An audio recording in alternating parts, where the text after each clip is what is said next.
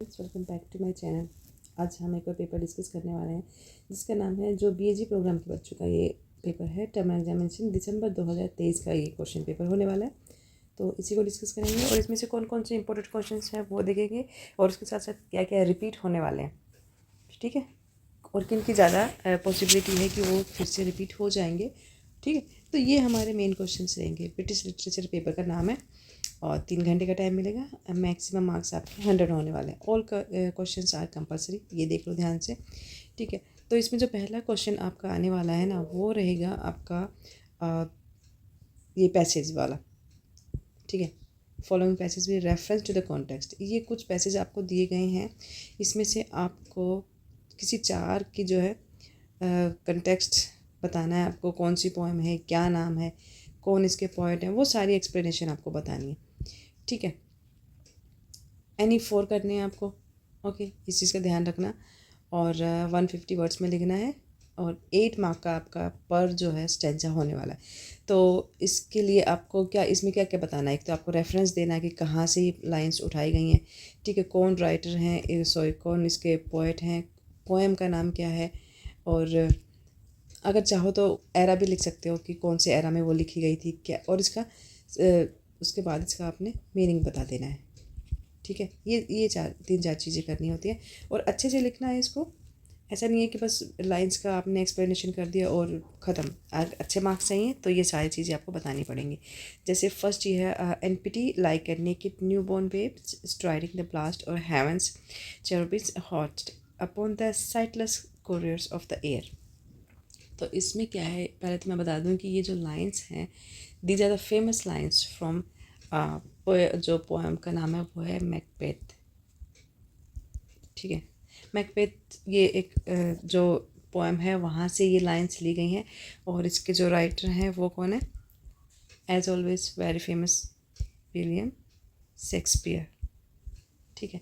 ये उनकी लाइंस हैं और इन जो लाइंस का मीनिंग है मैं बता देती हूँ, मैं सारे का नहीं बताऊँगी, जो किस तरह से आपको लिखना है वो आपने बताना है। तो it's a famous line from Macbeth from William Shakespeare, इस तरह से that appears in act scene, और कुछ भी अगर आपको याद रह जाता है उस टाइम तो आप लिख सकते हो।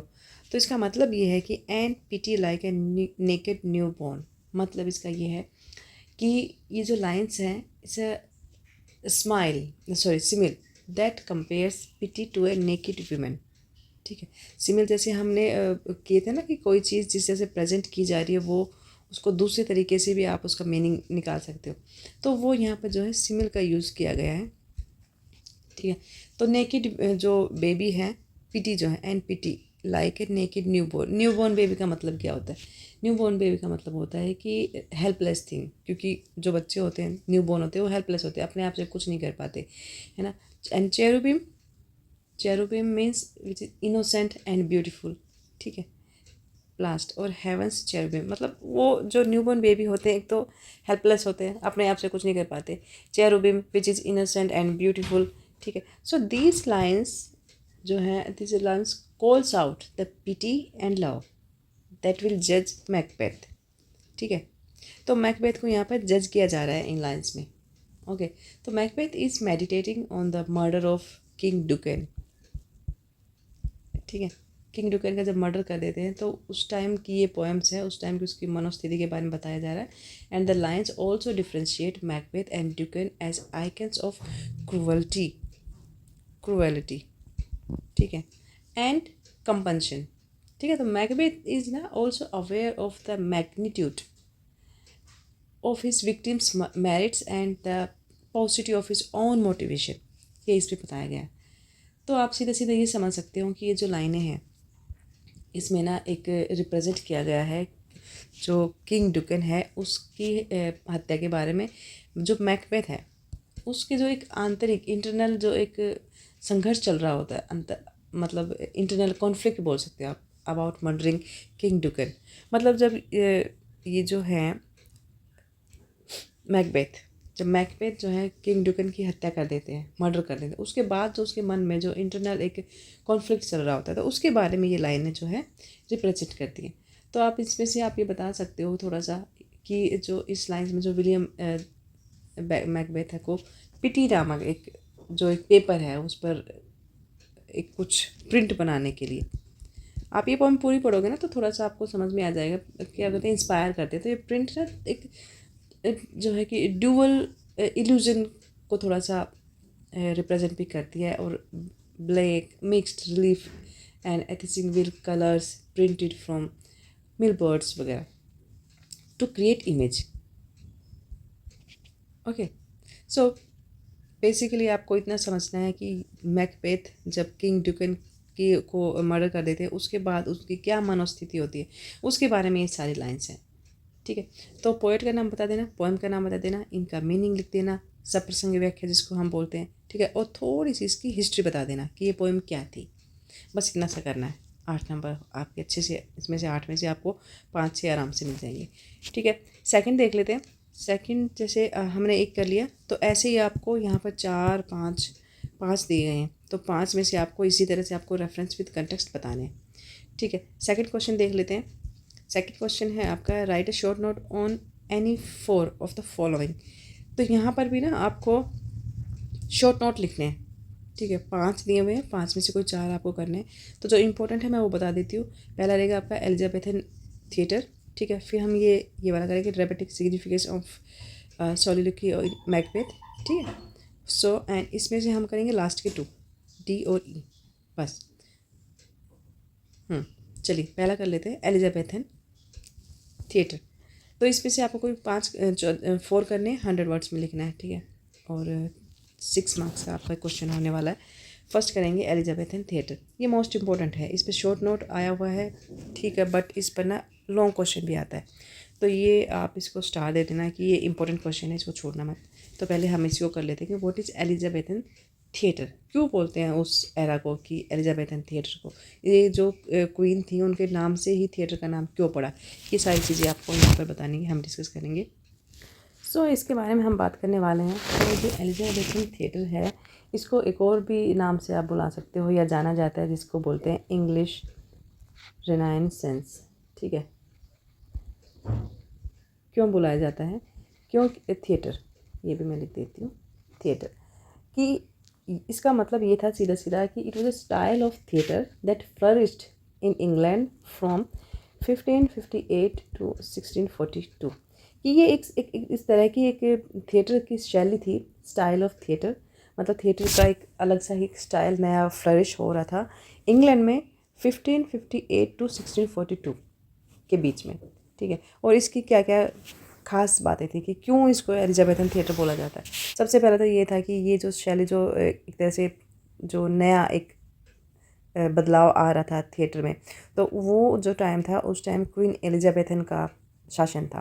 तो इसीलिए इनके टाइम में जो जो भी थिएटर में जो जो चेंजेस हुए जाए या फिर जो कुछ नई स्टाइल्स आई थी, तो उसको इसीलिए एलिजाबेथन का नाम दे दिया गया था। तो इसके मेन मेन पॉइंट्स लिख देती हूँ, जैसे क्या क्या चीज़ें उस टाइम नई हुई थी या फिर उनमें एक नई स्टाइल उसको के साथ फ्लरिश होने लगी थी। वो थी प्ले राइट्स था एक तो। ठीक है, प्ले राइट्स के बारे में हम बात करेंगे। तो उस टाइम के जो फेमस प्ले राइटर्स थे उसमें से प्रोमिनेंट प्ले राइटर्स आप बोल सकते हो, वो थे विलियम शेक्सपियर थे एक तो। ठीक है, दूसरा क्रिस्टोफर मार्लो आप बोल सकते हो, और बेन जॉनसन। तो ये आप नाम लिख देना, ये आपको यहाँ पर डिस्क्राइब करने पड़ेंगे। फिर द थीम्स के बारे में लिखेंगे। थीम्स क्या थी कि जो प्लेज थे, जो उस टाइम के जो प्ले होते थे, those were covered a variety of themes. मतलब जितने भी जो प्ले होते थे उसमें थीम्स की भरमार होती थी, इंक्लूडिंग हिस्ट्री। मतलब थीम्स तो होती थी बट हिस्ट्री भी उसमें शामिल करते थे। उनकी थीम्स में ये चीज़ें शामिल होती थी, रोमांस, आप रोमांस बताएंगे, और रेवेंज होता था। मतलब कहानियों में इस तरह की सारी चीज़ें होती थी। मर्डर हो गया, कॉमेडी हो गया, ठीक है, एंड ट्रेजेडी। तो ये सारी जो चीज़ें हैं ना, ये सारे टॉपिक होते थे जो कि किसी भी एक शैली जो एक विकसित हो रही थी ना, उसमें नाटकों में मेनली जो प्ले होते थे उनमें इन चीज़ों को शामिल किया गया। एलिजाबेथन थिएटर, इसकी हम ना एक तरह से कैरेक्टरिस्टिक्स भी बात कर रहे हैं यहाँ पर। थीम्स हो गया। नेक्स्ट लिखेंगे हम थिएटर के बारे में, बता देंगे कि थिएटर में क्या कुछ नया बदलाव हुआ था उन दिनों। तो उन दिनों जो एलिजाबेथन टाइम में जो थिएटर होते थे वो पब्लिक और प्राइवेट दोनों तरह के होते थे। ठीक है। वो थिएटर जो पब्लिक के लिए बनाए जाते थे, और कुछ थिएटर होते थे जो प्राइवेट किए जाते थे, मतलब कुछ रॉयल लोगों के लिए या कुछ जो वीआईपीज होंगे उन दिनों उन लोगों के लिए बनाए जाते थे। तो पब्लिक थिएटर थे वो those were open to everyone and were built outdoors. ठीक है, सबके लिए होते थे और आउटडोर होते थे वो। ठीक है। एंड जो प्राइवेट थिएटर्स होते थे दोज वर स्मॉलर। ये प्राइवेट थिएटर जो होते थे स्मॉलर होते थे। ठीक है, और इंडोर में होते थे। ये यहाँ पर डिस्कस है। And were popular in the winters, और सबसे ज़्यादा ये विंटर में पॉपुलर होते थे थिएटर्स जो हैं इंग्लैंड में। सिटिंग का देख लेंगे, सिटिंग के बारे में क्या लिखते हैं, फोर्थ पॉइंट अगर लिखेंगे आप, कि जो पीपल थे, people set around the stage in galleries. ये इनका अपना एक मतलब बैठने की जो व्यवस्था थी। And women spectators were assigned to a special box like gallery called cazuela. ठीक है, तो जो लोग थे ना जब थिएटर देखने आते थे तो जो बैठने की जो व्यवस्था थी वो क्या थी कि जो स्टेज होता था, स्टेज के चारों तरफ जो है लोग बैठते थे, और जो फीमेल्स होती थी, फीमेल ऑडियंस होती थी, वो एक तरह से ना एक अलग से उनके लिए एक बॉक्स सा, गैलरी में एक बॉक्स नुमा कुछ बना दिया जाता था जिसे वो कैजुअल कहा जाता था। तो वहाँ पर फीमेल्स बैठकर प्लेज को देखा करती थी। फिर आप फॉर फिफ्थ पॉइंट लिख देती हूँ मैं। फिफ्थ पॉइंट में आप बता सकते हो कि परफॉर्मेंस कैसी होती थी, या फिर परफॉर्मेंस। ठीक है, तो plays were performed in daylight. एक तो ये दिन में किए जाते थे। ठीक है, and a flag would be from the top of the theatre to indicate that play was going to be performed. और प्ले स्टार्ट होने से पहले ना क्या करते थे कि जो जैसे फ्लैग होते ना थिएटर के ऊपर ना, एक फ्लैग झंडा जो है ना फहरा दिया जाता था, ये बताने के लिए कि अब जो है प्ले जो है वो स्टार्ट होने वाला है। तो ये एक संकेत होता था कि so that the people could come and enjoy their plays. फिर स्टेजिंग हो गया, स्टेज का यहाँ पर लिख देते हैं सिक्स पॉइंट में। स्टेजिंग के बारे में क्या बताएंगे कि plays often had a dramatic start to grab the audience attention and finished with music and dancing. मतलब जो प्ले होते थे ना वो इस तरह से स्टार्ट होते थे कि लोगों का ध्यान जो है वो अट्रैक्ट करने के लिए इनकी शुरुआत होती थी। स्टार्टिंग में क्या करते थे प्लेज कि लोगों को ना बांध के रखते थे। उनकी जो स्टार्टिंग होती थी वो इस तरह से होती थी कि लोग ऑडियंस जो है ना वो उठ के ना जाए, बस उनको आकर्षित करने के लिए, अट्रैक्ट करने के लिए उन एक थोड़ा सा ना ड्रामेटिक ढंग से उस चीज़ को स्टार्ट करते थे। और जो एंड तक आते आते उनकी मतलब ये बोल सकते हो जो प्ले का जो एंड होता था वो म्यूज़िक और डांस के साथ ख़त्म होता था। म्यूज़िक एंड डांस, तो ये उनकी स्टेजेस होती थी। और फिर आप लिखेंगे कि जो एक्टर्स होते हैं, एक्टर्स के बारे में बता देना थोड़ा सा। एक्टर्स जो हैं पहले जो क्या होता है कि जो उस टाइम के जो एक्टर होते थे, द फर्स्ट प्रोफेशनल एक्टर्स जो थे वो those belong to touring troupes. Okay, and some well known like Elizabethan actors including कौन कौन थे जो जो एलिजाबेथन थिएटर के जो मेन एक्टर्स हुआ करते थे उनके भी अपने नाम लिख देते हैं, जैसे रिचर्ड। ठीक है, रिचर्ड बर्बैग, इनका बता देना। एडवर्ड एर्लिन, ओके, ये नाम जरूर बता देना आप। एल्विन और रॉबर्ट एर्मिन हो गया, विलियम कर्प एंड नेथन फील्ड, ये सारे आपको यहाँ पर नाम भी बता देने होंगे। ठीक है, ये हमारा हो गया, ये इंपॉर्टेंट है, इसको करना अच्छे से। बी कर लेते हैं, the dramatic significance of the soliloquy in Macbeth. Macbeth को आप जानते हैं, मैकबेथ जो है विलियम शेक्सपियर के द्वारा लिखा गया प्ले था ये, और इसकी हमें ड्रामेटिक सिग्निफिकेंस बता दी है। ओके, चलो देख लेते हैं इसको, ये इंपॉर्टेंट है, इसको भी हम करेंगे। सो ये जो है the dramatic significances of the soliloquy in Macbeth. तो मैकबेथ जो था वो विलियम शेक्सपियर द्वारा लिखा गया एक ड्रामेटिक डिवाइस था जो which reveals the inner thoughts को रिवील करता है और motivations of the characters and contribute to the audience understanding of the play.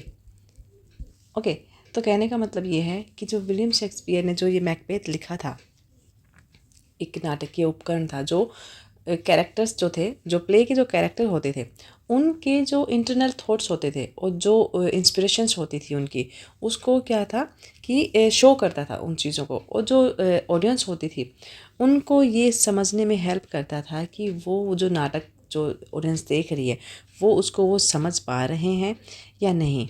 ठीक है, समझने में हेल्प करता था। तो ये इसका मीनिंग हो गया।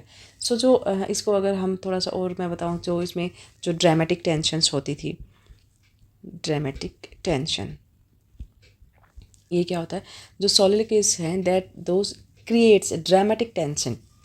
क्यों करते हैं? Because the audience is private to the characters plans even if the other characters are not.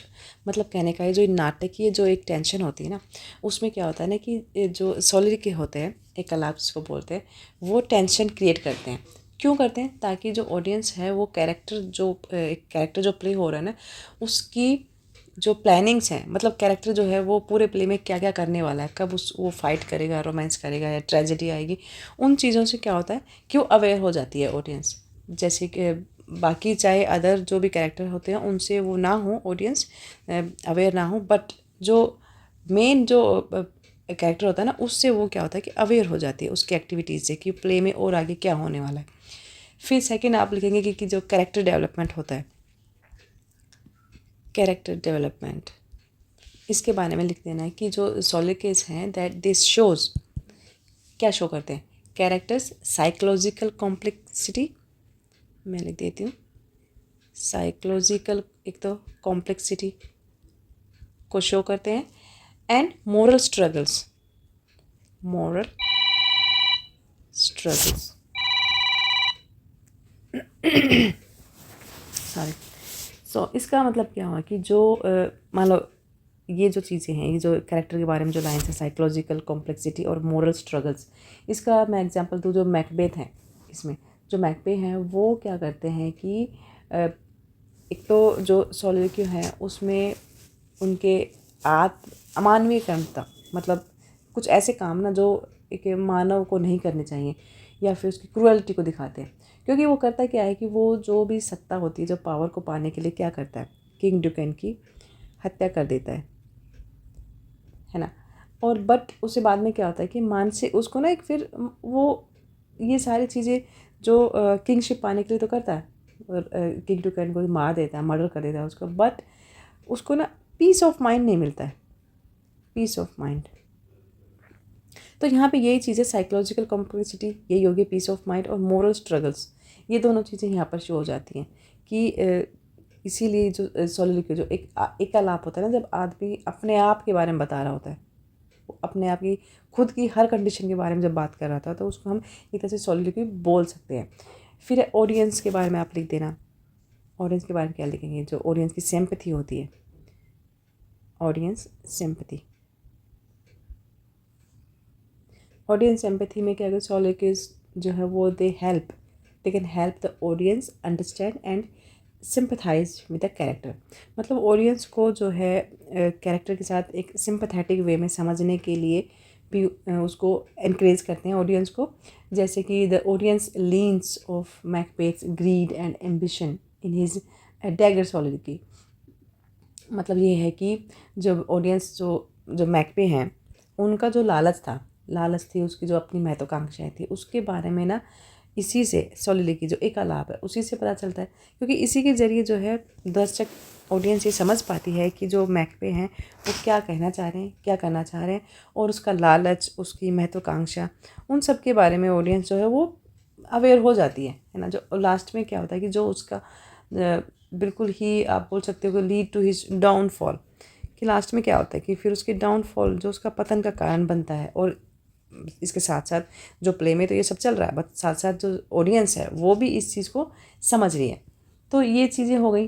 तो ये जैसे सिग्निफिकेंस हम बात करें सोलिलोक्यू की, इसके बारे में आप जो मैकबेथ सोलिलोक्यू इन जो एक एक्ट 2, ठीक है, सीन फर्स्ट में भी ये बताया गया है, उसका थोड़ा सा अगर रेफरेंस देना चाहो, जिसमें जो उसकी जो इनर थॉट्स होते हैं और उसका अपना एक स्ट्रगल होता है गिल्टी का, है ना, उसके बारे में जब वो बता देते हैं। गिल्ट कब होता है उसे, जब वो जो मैकबे है वो राजा किंग ड्यूकेन को मर्डर कर देता है, उसके बाद जो उसको एक गिल्टी फील हो रही होती है, तो उसके बारे में इस सीन में सीन 2 एंड सॉरी ये एक्ट 2 और सीन फर्स्ट में ही दिया हुआ, और फिर एक्ट 5 में और सीन 5 इसमें क्या दिया है, थोड़ा सा Macbeth soliloquy in this scene shows his embarrassing, ठीक है, फिलोसफी ऑन हिज लाइफ।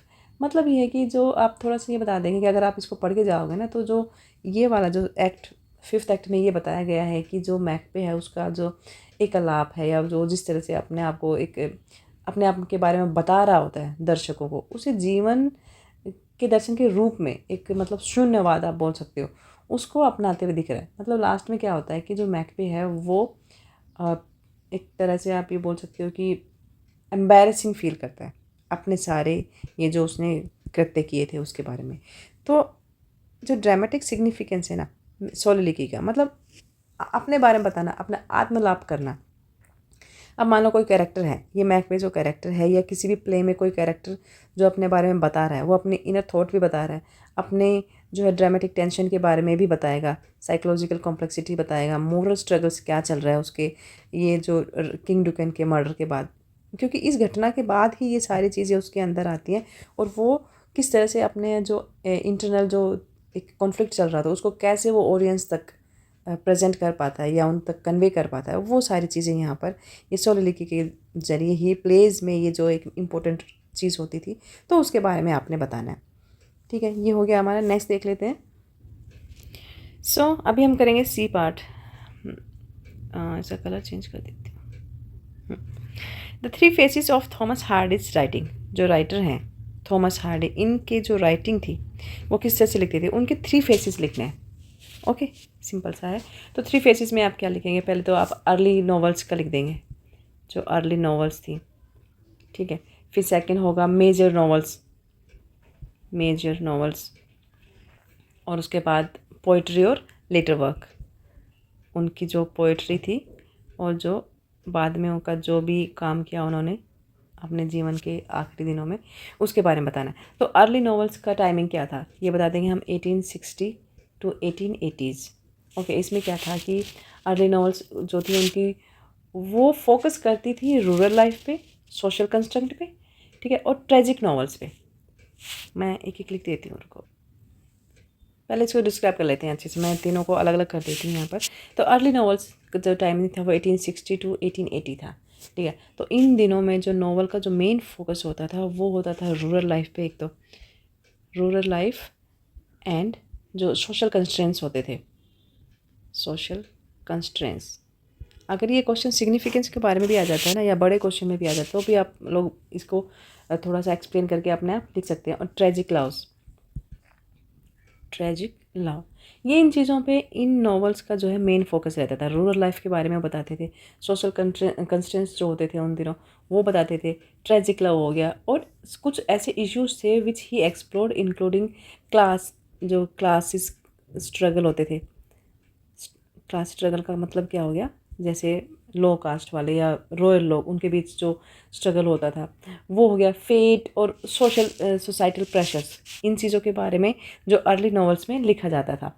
तो बेसिक अगर मैं बता दूं तो इसमें आप ये लिखोगे कि जो हार्डी थे, जो थॉमस हार्डी थे, उनके जो स्टार्टिंग के जो नॉवेल्स होते थे उसमें जो गांव का जीवन होता था, जो रूरल लाइफ हो गया, सामाजिक जो बाधाएं थी, कंस्ट्रेंट्स, और जो ट्रेजिक लव, मतलब जिनका अंत, जिन ऐसे प्लेस जिनका अंत जो है वो एक दुखद लव स्टोरी पर होता था। इस तरह से उन चीज़ों पर ये अर्ली नॉवेल्स का फोकस होता था, मेनली इन चीज़ों पर ये लिखे जाते थे। और कुछ ऐसे भी टॉपिक्स हैं जिन पर उन्होंने बाद में लिखना शुरू किया, जैसे क्लास स्ट्रगल, जिसको वर्ग संघर्ष भी बोलते थे, फेट हो गया, भाग्य के बारे में भी उन्होंने नॉवेल्स लिखा उन पे। और जो कुछ ऐसे भी थे जिसमें एक सामाजिक दबाव होता था। ठीक है, तो ये इनके वो होते थे, टॉपिक होते थे, मतलब ये इनके कोर एरियाज होते थे जिस पर इन्होंने अपने अर्ली टाइम में जो अपनी राइटिंग्स की थी। सेकंड आप लिखोगे major novels. Okay, major novels, इसका टाइमिंग आप लिखेंगे 1880 टू 1890। ठीक है, इस टाइम में क्या था कि जो हार्डी के जो मेजर नॉवेल्स थे featured darker themes and critical view of society. Okay, and some issues he explored including criticism of social norms, religion and marriage। Religion और मैरिज के बारे में जो मेजर बोल सकते हो या प्रमुख उपन्यास बोल सकते हो जो 1880 टू 1890 के बीच में उन्होंने लिखे थे। तो उसमें क्या था कि कुछ इम्पोर्टेंट टॉपिक उन्होंने उठाए थे, जिसमें कि समाज का जो आलोचनात्मक एक दृष्टिकोण शामिल था उसमें। और उन्होंने जिन मुद्दों पर राइटिंग करी थी, जिन टॉपिक्स पर, तो उसमें जो था वो धर्म हो गया, ठीक है, रिलीजन, मैरिज हो गई, और जो सामाजिक मापदंड होते थे उन पर उन्होंने मेजर जो अपनी राइटिंग की थी, जिसके लिए वो जाने जाते हैं, ठीक है। थर्ड पॉइंट में हम लिखेंगे पोइट्री और लेटर वर्क। उन्होंने पोइट्री भी की थी, पोइट्री और जो लेटर वर्क। इसका टाइमिंग आप बता देते हैं 90s, ठीक है, 1900 टू 1900 से 1920 के बीच में उन्होंने पोइट्री, और लास्ट का जो उनका जो लाइफ की जो आखिरी दिन थे उन्होंने उसमें उन्होंने क्या काम किया था।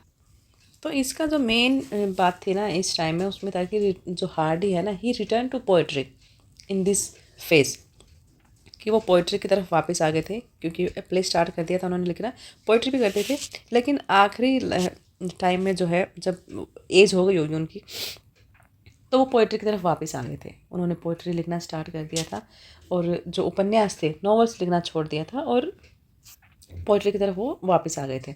तो हार्डी के जो उपन्यास थे या नॉवेल्स थे, उनमें उनको 3 तरीके से आप इसको डिस्ट्रीब्यूट भी कर सकते हो, कि नॉवेल्स ऑफ कैरेक्टर और एनवायरनमेंट के बारे में लिख सकते हो, ठीक है, रोमांस और फैंटेसीज के बारे में लिखा उन्होंने, और नॉवेल्स ऑफ इंजीन्यूटी। ओके, तो ये 3 चीज़ों के बारे में आप लिख सकते हो। ये हो गया हमारा। नेक्स्ट देख लेते हैं क्या है। नेक्स्ट इम्पोर्टेंट है, सो ये इम्पोर्टेंट है, इसको भी हम करेंगे। The character of Bathsheba Everdene in Far from the Madding Crowd. तो मैडिंग क्राउड जो प्ले था, ये लिखा था थॉमस हार्डी ने। थॉमस हार्डी का ये प्ले था, ठीक है, और इसकी एक कैरेक्टर है जिसका नाम है बाशेबा एवर्डन। ओके, इसके बारे में हमें बताना है, इसका कैरेक्टर क्या था, किस तरह का चरित्र चित्रण इसमें किया गया है, वो आपको बताना है। तो आप यहाँ पे हम लिखेंगे इनके बारे में, जो मैसेबा है, जो बादशेबा हैं, उनके बारे में हम यहाँ पर थोड़ी लिखेंगे कि तो ये जो नॉवल है, जिस नॉवल में इनके बारे में बात की गई है, फार फ्रॉम द मैडिंग क्राउड, एक तो ये इंपॉर्टेंट है, इस पे बड़ा क्वेश्चन भी आएगा। ओके, इसको अच्छे से पढ़ के जाना। So this novel centres around Bathsheba Everdene's, कि ये वाला जो नॉवल है, ये बाशेबा के इर्द गिर्द ही घूमता है पूरा नॉवल। ओके, ये है क्या, कौन है ये lady? It's a strong willed, एक तो ये लड़की जो है स्ट्रॉन्ग विल्ड, ठीक है, एक स्ट्रॉन्ग लेडी है, and independent young woman. Okay, independent, तो जो बाशेबा है वो strong willed, independent young woman है, who in her inherits her uncle's farm in rural England, ठीक है, कि जो रूरल इंग्लैंड में जो उसके अंकल का जो फार्म था उसमें वो काम कर रही होती है, और she attracts 3 very different man through out the story. मतलब कहने का ये है कि इंग्लैंड में उन दिनों क्या था कि जो मेन डोमिनेशन चलता था, ठीक है, फीमेल्स को काम करने की परमिशन नहीं होती थी, उनके लिए कुछ गिने चुने कुछ काम थे जो वो घर पे रहकर ही करती थी। बट जो बादशाह हैं, उन्होंने इन चीज़ों को, इन रिचुअल्स को या इन बेकार की परंपराओं को तोड़ा था, और किस तरह से तोड़ा था, अपने अंकल के जो रूरल इंग्लैंड में जो उनका फार्म था वहाँ पर काम करके, ठीक है। तो इसमें हम पॉइंट्स लिखेंगे कि कैसे she attracts 3 very different man through out the story. तो पॉइंट्स 1 में लिख देंगे आप, जैसे गैब्रियल ओक, इसको पढ़ के जाना अच्छे से, ये इंपॉर्टेंट है। गैब्रियल ओक के बारे में आप थोड़ा सा बता देना कि अ पुअर शेफर्ड, होता कौन है ये इस प्ले में, एक पुअर शेफर्ड जो गाय भैंस चराने वाले होते हैं, who first meets Bathsheba and falls in love with her, जो पहली बार उससे मिलता है बाशेबा से, और he start liking her, and after a series of events, but थोड़े से कुछ जैसे सीरीज चलते रहते हैं प्ले में, उसके बाद होता क्या है कि he ends up working for her on her farm when he loses his own job. But जब गैब्रियल ओक की जब जॉब चली जाती है, तो उसकी वजह से क्या होता है कि ये मैकबेथ के फार्म पे काम करना बंद कर देता है, वहाँ पे नहीं जाता ये। Okay, second sergeant Francis Troy, इनके बारे में बताना कि वो कौन था। He was a charming but reckless soldier, he was a soldier. Okay, so Bathsheba fall in love with him again, he start liking him, and despite his faults, मतलब इसने जो गलतियाँ की हैं इस प्ले में, जो गलतियाँ बताई गई हैं उसके बारे में, उसके बावजूद भी जो बाशेबा हैं वो इसको लाइक करना स्टार्ट कर देती हैं। दे मैरी, ये शादी भी कर लेते हैं, ओके, बट जो ट्रॉय है ना, वो उसका कैरेक्टर कैसा है इसमें, इररिस्पॉन्सिबल और सेल्फिश नेचर। ओके, इसके बारे में हम लिख देंगे, एक तो सेल्फिश नेचर होता है इसका, ठीक है, और इररिस्पॉन्सिबल कैरेक्टर है ये, ठीक है। But despite these things she start loving her, liking her, sorry, him. Okay, so after some problems, or because of this nature, some many problems causes including betrayal and deeply hurts बशीबा। तो इसके इस nature के इस स्वभाव की वजह से वो क्या करता है कि जो बशीबा है उसको डीपली हर्ट करता रहता है, परेशान करता रहता है उस चीज़ को, अपने एक स्वार्थी और एक जो गैर जिम्मेदाराना जिस तरह का उसका एक कैरेक्टर होता है, तो उसकी वजह से जो बशेबा है वो काफ़ी परेशान रहने लगती है, उससे परेशान रहने लगती है, मतलब उसको चीज़ें हर्ट होने लगती है। थर्ड पॉइंट में लिखेंगे फार्मर विलियम बोलवुड के बारे में। ओके, फार्मर आज थोड़ी सी आवाज़ ना, गला थोड़ा गड़बड़ कर रहा है। फार्मर विलियम बोलवुड के बारे में, बोलवुड तो वो कौन है? He is a wealthy and serious man. एक तो वेल्दी है, पैसे वाला है, एंड सीरियस, सीरियस मतलब थोड़ा गंभीर किस्म का कैरेक्टर है ये, जो infatuated with Bathsheba after receiving a playful Valentine card from her. तो इसमें क्या होता है कि ये भी ना, he also start liking Bathsheba कब, जब वो एक वैलेंटाइन कार्ड उसको देती है। ओके, तो his obsession with her grows leading to tragic consequences. तो इसमें होता क्या है आगे कि ये अभी तक क्या था कि सर्जेंट, जो हमने फ्रांसिस ट्रॉय के बारे में पढ़ा कि इनके साथ बशेबा का रिलेशन होता है, फिर जो है जो फार्मर विलियम बेलवुड के साथ भी रिलेशन में आती हैं ये। ओके, तो इसकी जो ऑब्सेशन होती है वो बढ़ती जाती है बशेबा के लिए टाइम के साथ साथ, और एक लीड किस तरफ चला जाता है, स्टोरी की जो कहानी होती है ना, वो that leading to a tragic consequences, कि कुछ ना ट्रेजिक कॉन्सिक्वेंसेस होने स्टार्ट हो जाते हैं इनकी लाइफ में। So throughout the story Bathsheba faces the challenges of love, independence and managing her farm in a male dominating society. Okay, she learns hard lessons about trust. मतलब उसकी कहानी में ये भी बताएंगे कि आपने कि वो क्या क्या उसको जीवन जो है किस तरह के उसको लेसन्स देती है। उसमें वो ट्रस्ट के बारे में सिखाती है, लव एंड रिस्पॉन्सिबिलिटी। ओके, कि शी लर्न्स मतलब अब वो जीवन से क्या सीख रही है इस मेल डोमिनेटिंग सोसाइटी में, कि she learns hard lessons about trust, love and responsibilities. Okay, in the end after much heart एक एंड लॉसेस, मतलब इस कहानी के अंत में जब उसको कई बार उसका दिल टूटता है, कुछ लॉस भी होता है, बाशिबा रियलाइजेस दैट, कि बाशिबा को रियलाइज़ क्या होता है लास्ट में इस प्ले में, कि जो गैब्रियल जो है, सॉरी ऑक जो है, ऑक वो कहता है the loyal and study man, and he is the one who truly cares for her. मतलब उसको लास्ट में ओक के बारे में ही पता चलता है कि वो ही एक इंसान था जो उसको ट्रूली केयर करता था, मतलब उसकी परवाह करता था, and they ultimately marry and find happiness together. ये लास्ट में यही होता है। तो this novel explores the theme of, basically ये जो नॉवल है ना, इसका थोड़ा सा आप बता देंगे कि in the end this novel explores love, passion, independence and the moral expectations of society. Okay, ये हमारा यहाँ पर क्वेश्चन ख़त्म हो जाता है। बेसिकली ये जो फार फ्रॉम द मैडिंग क्राउड का मतलब यही होता है कि जो एक तरह का जो समाज की जो एक्सपेक्टेशंस होती हैं, वहाँ उस एक चीज़ से जब एक फ़ीमेल किस तरह से अपने आप को वहाँ से लड़कर एक मेल डोमिनेटिंग सोसाइटी से मतलब सामना करते हुए किस तरह से अपनी लाइफ को आगे बढ़ाती है।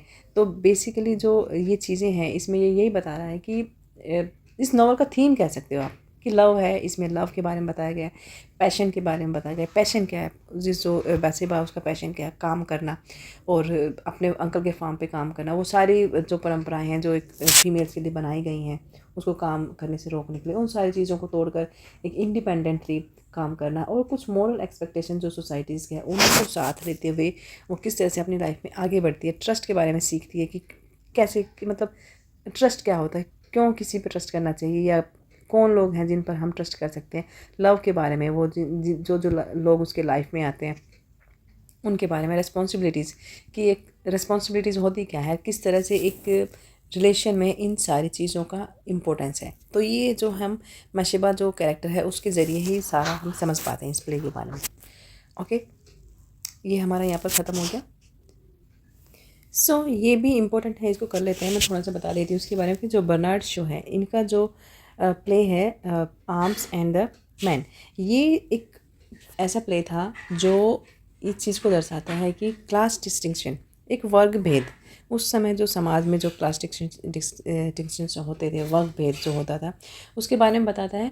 और ये 19th सेंचुरी का प्ले था, ठीक है।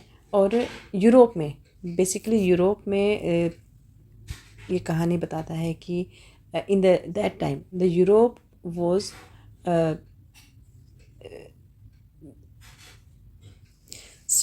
Yes arms and man by the Bernard Shaw, ठीक है। The show that depicts class distinction in the 19th century. तो Europe and explores the idea, क्या आइडिया था, that class division was unjust और अनएथिकल। तो जो इसके बारे में ना, बेसिकली मैं ये बता दूं कि जो ये प्ले था, play arms and the man, इसमें जो बर्नार्ड शॉ ने यही बताया कि जो क्लास डिस्टिंक्शन था, जो वर्ग भेद था, वो एक अन्यायपूर्ण और अनैतिक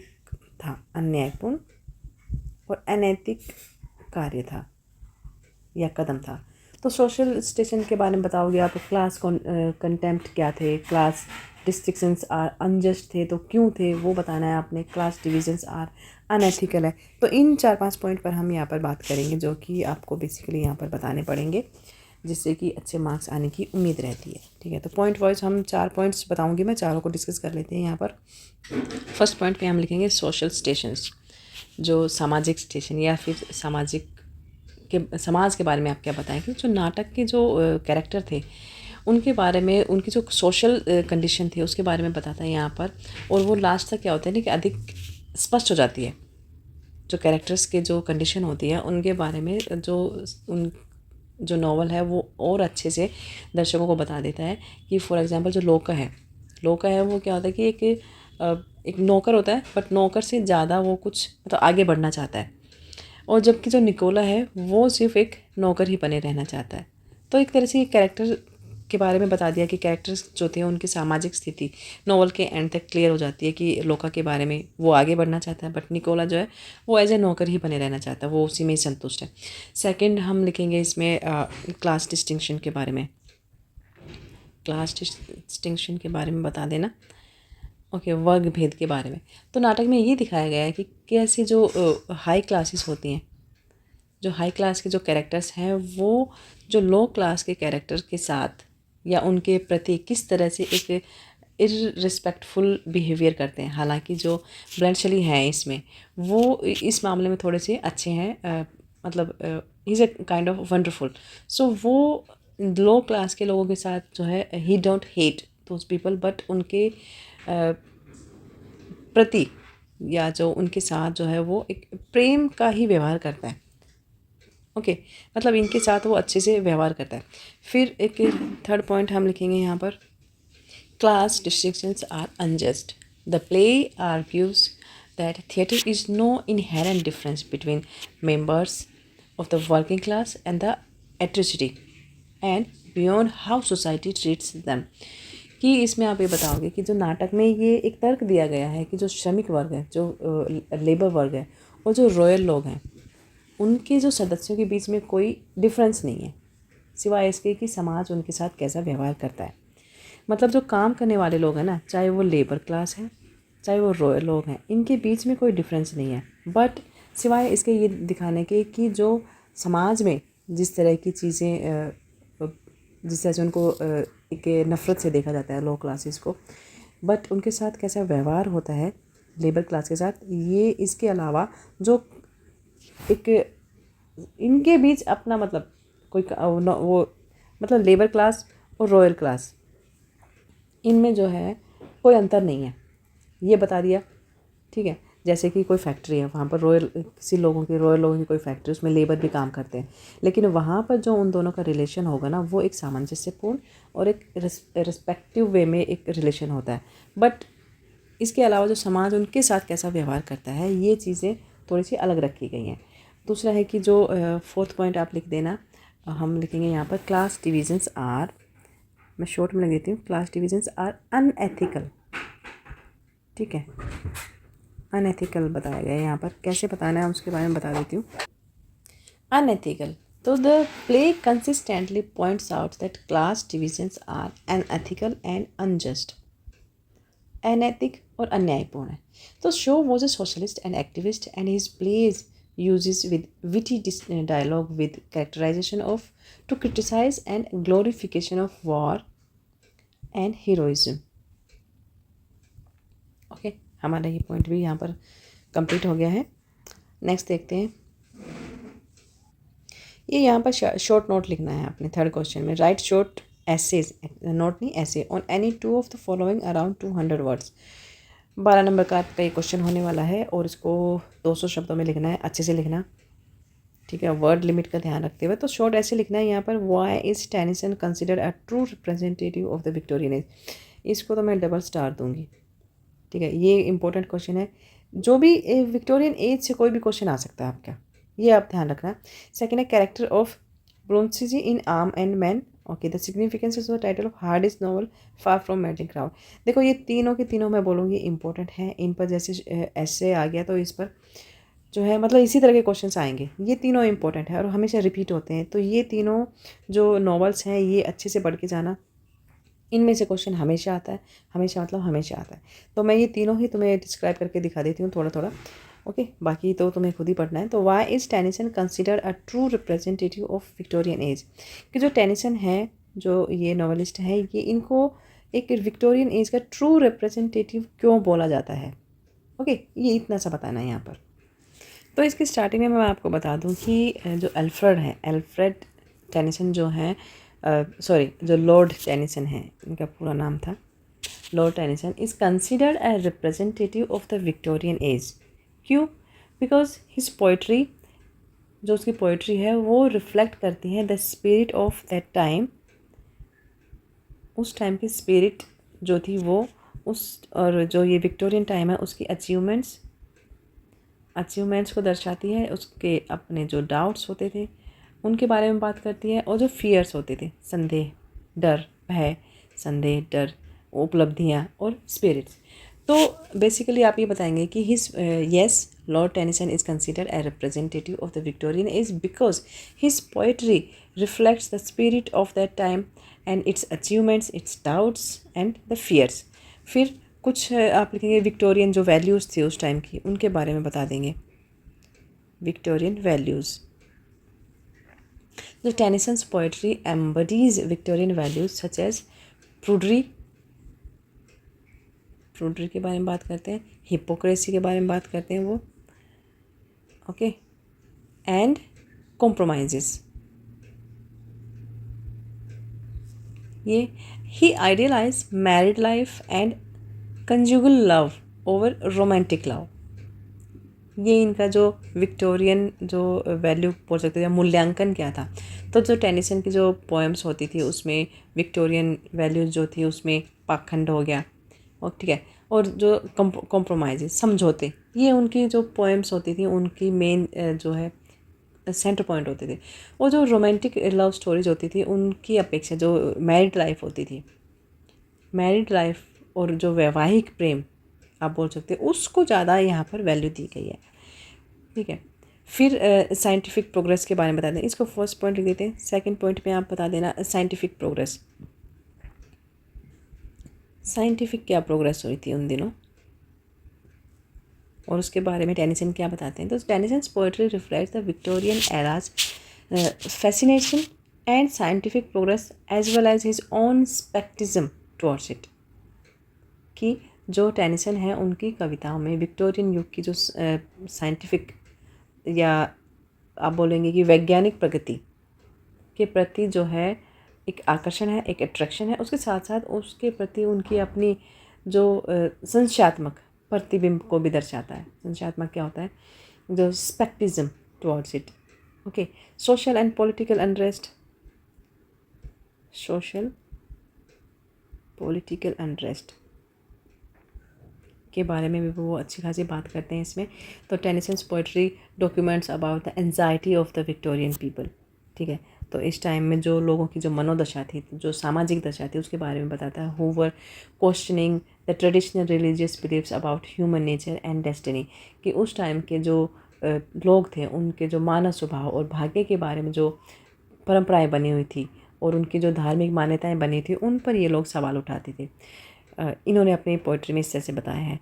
ठीक है, फोर्थ पॉइंट में हम लिखेंगे इसमें लिरिसिज्म। लिरिसिज्म मतलब गीत काव्य या गीतात्मक आप बोल सकते हो। तो Tennyson's poetry is known for its rich imagery, verbal melodies and metrical variety. And his personal lyrics जो किस में था, In Memoriam is a collection of lyrics composed after the death of his friend Arthur Hallam. मतलब ये है कि ये जो इन्होंने लिरिक्सिज्म के बारे में जब आप थोड़ा सा बताओ, तो टेनिसन की जो कविताएं थी उसमें अपनी एक इमेजिनेशन होती थी उसकी, और जो मौखिक धुनें होती थी उनके बारे में जानी जाती हैं। और जो उनका पर्सनल जो लिरिक्स था, उनका जो पर्सनल गीत था, पर्सनल लिरिक्स बोल सकते हैं, वो इन मेमोरियम और उसके जो फ्रेंड थे, जो आर्थर हेलम की डेथ के बाद, इनकी डेथ के बाद जो उन्होंने गीत लिखे थे, जो कविताएं लिखी थी, उनका एक पूरा एक कलेक्शन है वो। ओके, इसके बारे में हम फिर नेक्स्ट आप लिख देंगे फिफ्थ पॉइंट। इसमें आप मोरल टीचर के बारे में बता सकते हैं। मोरल टीचर, ठीक है। तो Tennyson believes that a poet's function was to teach the masses statements and intellectuals. हाँ, यही तो होता है, हर टीचर का काम होता है कि जो लोग होते हैं, लोग हो, पीपल हो गए, या फिर जो नेता हो गए, राजनेता हो, बुद्धिजीवियों को शिक्षा देना है। तो यही तो टीचर का काम होता है ना। तो ये कुछ पॉइंट्स थे जो आप बताएंगे यहाँ पर टेनिसन के बारे में। इसीलिए टेनिसन को जो है विक्टोरियन एज का एक रिप्रेजेंटेटिव माना जाता है, क्योंकि वो सारी की सारी उस टाइम की ये सारी चीज़ों के बारे में बात करते हैं अपने पोएम्स में। ओके, सो सेकंड कर लेते हैं। सेकंड है हमारा the character of Bluntschli in arms and the man. तो ये जो कैरेक्टर था इसके बारे में थोड़ा सा बता देती हूँ मैं। सो ये जो ब्रोंसली है, ब्लंसली एक तो ये मेन कैरेक्टर है इनका। ओके, तो इसकी पृष्ठभूमि या इसके बैकग्राउंड के बारे में थोड़ा सा बता देना कि एक तो ये ब्लंसली एक व्यवहारिक लॉजिकल आदमी है, ठीक है, जो वॉर और रोमांस की जो रोमांटिक बातें होती हैं या फिर एक अवधारणाएं होती हैं, ठीक है, उनके बारे में बात करता है। मतलब ब्लंसली इज अ स्वीडिश, एक तो स्वीडिश होता है, स्वीडिश सोल्जर होता है, who fights for the Serbians of the Serbo Bulgarian war in 1885। उस टाइम का ये सैनिक है। पर्सनैलिटी के बारे में थोड़ा सा बता देंगे आप कि पर्सनैलिटी क्या थी, उसकी पर्सनैलिटी के बारे में कि he is a practical rationalist who doesn't believe in the romantic notions of war and love. कि वो एक मतलब पैटर्निस्ट था, प्रैक्टिकल इंसान था, ठीक है, बट जो रोमांटिक जो स्टोरीज होती है ना उनमें उसका कोई विश्वास नहीं था। He also skilled soldier, he was also skilled soldier था। वो was more sensible and experienced than other character. तो इसको ना सेंसिबल दिखाया एक तो,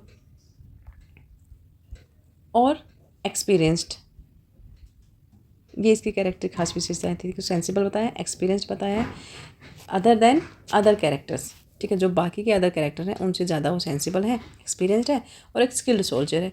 निक नेम, इसको कुछ निक नेम भी दिए गए हैं कि जो रायना, जैसे इनको ब्लूंसी को, जो Raina calls Bluntschli the chocolate cream soldier, chocolate cream soldier, ये बुलाती है उसको, इस नाम से बुलाती है, निक नेम दिया हुआ है उसको, ठीक है। बिकॉज क्यों बुलाती है? Because he carries sweets instead of extra weapons. मतलब उसके पास, इसकी खास बात क्या होती है कि वो ना वेपन्स के बजाय ना उसके पास हर टाइम कुछ कुछ स्वीट चीज़ें मिल जाती हैं, स्वीट थिंग्स, ठीक है।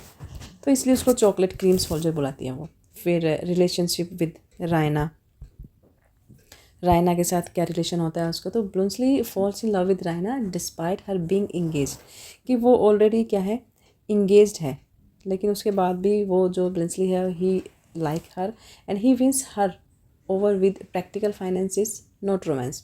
मतलब कि प्रैक्टिकल लाइफ में जिस तरह से होता है ना कि उसे एक तरह से रोमांटिक वे में नहीं, एक व्यवहारिक जो फाइनेंशियल जो अचीवमेंट्स होती हैं या फिर ज़रूरतें होती हैं उसके बेस पर he start loving her and he wins her, मतलब उससे उस रिलेशन उससे बना लेता है। फिर नेक्स्ट आप लिखेंगे role in the plot. Role in the plot कि जो प्लॉट है, जो थीम है इसमें कैरेक्टर की या सॉरी प्ले में, उसमें उसका क्या रोल है इस पूरे प्लॉट में। तो Bluntschli is a driving force in the plot and he sets the action in motion by deserting from the army and holding Raina's bedroom. मतलब कि जो इनकी इसकी जो भूमिका है वो क्या है कि इसकी भूमिका के बारे में बात करेंगे तो ब्लूंसली जो है वो एक प्रेरक शक्ति बोल सकते हो, प्रेरणादायक एक कैरेक्टर है इसमें, जो सेना से भागकर जो रहना है, जो उस वाइफ है उसके जो बेडरूम तक में छिप कर जो है कार्यवाही शुरू करता है। इस तरह से इसका थोड़ा सा रोल बताया गया है। फिर सिम्बल्स लिखेंगे आप कि क्या क्या प्रतीक हैं इसमें। तो ब्लूंसली का जो कैरेक्टर है वो युद्ध, वॉर और रोमांटिक जो नेचर है, या फिर इसको आप बोल सकते हैं कि जो ब्लूंसली का जो कैरेक्टर है that expose is the myth of romanticism या romantic nature of war and love, ठीक है। तो युद्ध की जो रोमांटिक नेचर और ऑफ वॉर एंड लव, वो सारी चीज़ों के बारे में बात करता है। ओके, बस इतना सा आपको यहाँ पर बताना है। इसके बेसिकली पूरा आपको कैरेक्टर बताना है इसमें, इसकी समरी पढ़ के जाना। आप समरी पढ़ेंगे ना तो आपको काफ़ी सारी चीज़ें क्लियर हो जाएंगी। तो एक काम आप ज़रूर करना, जो भी विक्टोरियन एज हो गया या फिर जो भी नॉवल के ऊपर जो भी क्वेश्चन आ रहा है, बेसिकली तो ये 3 बहुत फेमस है, बहुत इंपॉर्टेंट है, तो इनकी समरी तो पढ़ के ही जाना, क्योंकि समरी से ही आपकी काफ़ी सारी तैयारी हो जाएगी इस पेपर की। ओके, तो समरी पढ़ लोगे तो मोस्टली आपको जो बेसिक कैरेक्टर्स हैं, उनका क्या नेचर है, उनका क्या रोल है, क्या इंपॉर्टेंस है और क्या वो कहना चाह रहे हैं ऑडियंस को, वो सारी चीज़ें आपको ना समरी से ही डिसाइड हो जाएगी, ठीक है। तो समरी ज़रूर पढ़ के जाना, क्योंकि 12 नंबर का क्वेश्चन है। तो इस चीज़ से आपके काफ़ी सारे डाउट्स क्लियर हो जाएंगे और आप अच्छे से लिख पाओगे। You will be able to write down about any character if you read summary, ठीक है। नेक्स्ट क्वेश्चन देखें, यहाँ पर भी है आंसर एनी, ये लॉन्ग क्वेश्चन आ गया 20 मार्क्स का, इसको तो छोड़ना नहीं है, बस इसको अच्छे से करके जाना। तो देखो इसमें क्या है कि answer any one of the following in around 300 words. 300 word में इसमें से कोई एक आपको करना है। What in your opinion is the role played in the witches in bringing about the tragedy of Macbeth. देखो मैंने ऊपर भी बोला था कि मैकबेथ पे आता है लॉन्ग क्वेश्चन, ये आ गया, एंड द ये भी आ गया, आर्म्स एंड द मैन, ठीक है, in the is an anti romantic comedy. तो ये दोनों ही जो नॉवेल्स हैं ये बहुत इंपॉर्टेंट हैं, इनको आप पढ़ के जाना, ठीक है। हर बार क्वेश्चन आता है, थोड़ा बहुत घुमा फिरा के दे दिया जाता है, लेकिन समरी पढ़ोगे ना तो समरी से ही आप समझ जाओगे कि किस क्वेश्चन को कैसे लिखना है। अब जैसे फर्स्ट क्वेश्चन है ये कि what in your opinion is the role played by the witches in bringing about the tragedy of Macbeth, कि जो इनका रोल था वो क्या रोल था विचेस का, विचेस का, तो जो ट्रेजेडी ऑफ मैकबेथ के बारे में बताता है, ठीक है। तो ये आपको अपने ओपिनियन बताने हैं इसमें। तो समरी पढ़ोगे तो वैसे ही पता चल जाएगा, बाकी पूरा ही पढ़ के जाना। तो इसके बारे में थोड़ा सा डिटेल में बात कर लेते हैं। तो पहले हम ये वाला करेंगे। Okay, so in Macbeth 3 witches play a major role in the tragedy by 3 witches. पहले तो बता देते हैं कि हम 3 विचेस के बारे में बात करते हैं। तो फर्स्ट लिखेंगे हम इंटेंसिफाइंग मैकबेथ्स एम्बिशन। फर्स्ट पॉइंट हम लिखेंगे इंटेंसिफाई मैकबेथ्स एम्बिशंस, कि जो विचेस होती हैं वो ये भविष्यवाणी करती हैं कि मैकबेथ जो है वो राजा बनेगा। ओके, और कब बनेगा, जब वो राजा डुकन को मार देगा। उसके बाद जो सिंहासन हथियाने की उसकी जो महत्वाकांक्षा को जो है वो तीव्र कर देती है इस चीज़ को। तो witches prophecies that Macbeth will become king, intensifying his ambitions and to kill King Duncan and take the throne. मतलब ये जो है ये भविष्यवाणी करती है विचिज़ कि जो किंग की जो एक एम्बिशन होती है कि वो राजा इसको मार के जो थ्रोन को हासिल कर ले। तो ये एक तो इसकी इस महत्वाकांक्षा को बताता है। दूसरा है creating a sense of forwarding, creating a sense of foreboding. So, which is establish a sinister atmosphere from the beginning of the play, foreshadowing Macbeth's destiny. मतलब कि जो प्ले जब स्टार्ट होता है ना तो उसके स्टार्टिंग से ही जो विचेस हैं वो एक डर वाला माहौल जो है वो बना देती है, जो मैकबेथ के भाग्य का जो है एक पूर्वाभास करा देती है। ठीक है, सेंस ऑफ फॉरवर्डिंग मतलब पूर्वाभास कराना भाग्य का। तो इस सेकंड पॉइंट ये हो गया हमारा। इसमें थोड़ा सा बता दूं कि जो हम विचेस के बारे में जो यहाँ पर बात कर रहे हैं ना, तो फर्स्ट आ जाएगा आप इंटेंसिफाइंग मैकबेथ्स एम्बिशन, उसकी महत्वाकांक्षाओं के बारे में बात करती हैं। फिर जो विचेस होती हैं वो बताती हैं उसकी पूर्वाभास के बारे में। पूर्वाभास क्या होता है कि चुड़ैलें जो है एक तो जब प्ले स्टार्ट होता है तो उसके एक डर वाला जो माहौल बना देती हैं, जो मैकबेथ के जो भाग्य है उसका एक तरह से ना स्टार्टिंग में ही पूर्वाभास हो जाता है कि किस तरह से उसके भाग्य का आगे आगे उसके जो मतलब क्रिएशन होने वाला है, कि आगे क्या होने वाला है इस चीज़ के बारे में जो थोड़ा सा हिंट दे देती है। फिर थर्ड पॉइंट हमारा होगा tricking Macbeth with half true prediction. The witch is prophecies come true but not in the way Macbeth expects. मतलब ये जो जिस तरह से बातें बता रही होती हैं, भविष्यवाणियाँ कर रही होती है, तो वो उस तरह से नहीं होता जिस तरह से मैकबेथ एक्सपेक्ट कर रहे होते हैं। They leave Macbeth in a dilemma about how to become king and later ambiguously predict his downfall. तो होता क्या है इसमें कि जो ये जो इनकी जो विचेस की जो भविष्यवाणियाँ होती हैं ना वो सच तो होती हैं, लेकिन उस तरह से नहीं होती जिस तरह से मैकबेथ उम्मीद कर रहे होते हैं। उनको उम्मीद होती है कि जो जो वो चाह रहे होते हैं उसी तरह की वो भविष्यवाणियाँ करें, तो वैसा नहीं हो रहा होता है। तो वो जो अब लास्ट में क्या होता है कि जो विचेस होती हैं वो मैकबेथ को जो राजा बनने की एक तरह से ना दुविधा में ही छोड़ देती हैं, कि और बाद में एक अनक्लियर रूप से या फिर उसकी जो डाउनफॉल होता है उसके डाउनफॉल की भविष्यवाणी कर देती है। मतलब ना तो वो उसके राजा बनने तक का जो सफ़र होता है उसके बारे में वो उसके साथ देती हैं भविष्यवाणियाँ करने के चक्कर में, तो उसमें एक दुविधा में ही पड़ा रह जाता है वो। तो उसमें उसको वो बीच में छोड़ देती हैं, साथ नहीं देती हैं। बाद में क्या होता है ना कि एक अनक्लियर रूप से उसके पतन की जो डाउनफॉल की भविष्यवाणी भी वो कर देती हैं साथ साथ में। फोर्थ पॉइंट हम लिखेंगे सिम्बोलाइजिंग एविल, बुराई का प्रतीक आप बोल सकते हो। तो the witches are a symbol of evil and supernatural disorders. Okay, and their prophecies create an eerie atmosphere.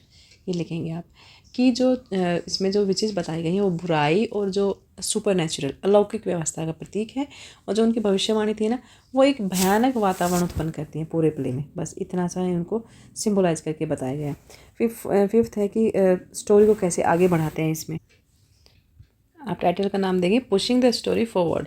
तो witches are a plot catalyst profiling the story towards its bloody conclusion. मतलब जो कहानी का जो conclusion है ना जो bloody है, ब्लडी क्यों है क्योंकि इसमें किंग को मार दिया जाता है थ्रोन अपनाने के लिए। तो उस दिशा की तरफ जो कहानी को आगे लेके जाया जाता है इनके जरिए, विचेस के जरिए। So the play explores the complex relationship between fate and free will. ठीक है, फेट भाग्य और फ्री विल के बारे में ये प्ले जो है बताता है, and challenges the audience to consider how decisions affect the future. और इसमें ऑडियंस पर एक सवाल छोड़ देता है लास्ट में कि किस तरह से जो उनके डिसीजन लेते हैं, जो हम लोग अपने रोज़मर्रा की लाइफ में जो डिसीजंस लेते हैं वो कैसे हमारे फ्यूचर को प्रभावित करते हैं या फ्यूचर हमारा डिसाइड करते हैं। ये इसका एंड होता है। ओके, नेक्स्ट है the consider arm and the man as anti romantic tragedy. तो जो आर्म एंड द मैन जो प्ले था वो कैसे एक एंटी रोमांटिक कॉमेडी था उसके बारे में थोड़ा सा यहाँ पर आपको बता देती हूँ मैं, फिर क्वेश्चन हम पेपर को कंप्लीट कर देंगे। तो इसमें तो आपको यही बताना है कि जो शोज प्ले है ये arms and the show is an anti romantic comedy because it satirize romanticized notion of the love and war. ठीक है, एंड दिस प्ले जो है the play critics the unrealistic ideas held by characters और showcasing and absurdities of their romantic fantasies and heroic perceptions, आप यहाँ पर इन चीज़ों के बारे में आप यहाँ पर बात कराएंगे। तो ये कुछ चीज़ें थी। थोड़ा सा आप ये भी बता सकते हो कि yes this play is anti romantic because in this show has attacked the romantic and idealistic notions about life. Okay, and it's a comedy because in this play he also exposed and laughed at the romantic illusions about love and war. तो इस चीज़ को आपको थोड़ा सा इसको elaborate करके बताना है. ओके, वीडियो काफ़ी लंबी हो गई है, सो इसको यहीं पर एंड करते हैं. ठीक है, वीडियो को लाइक करना, सब्सक्राइब करना, and best of luck for tomorrow's exam. Bye bye and take care.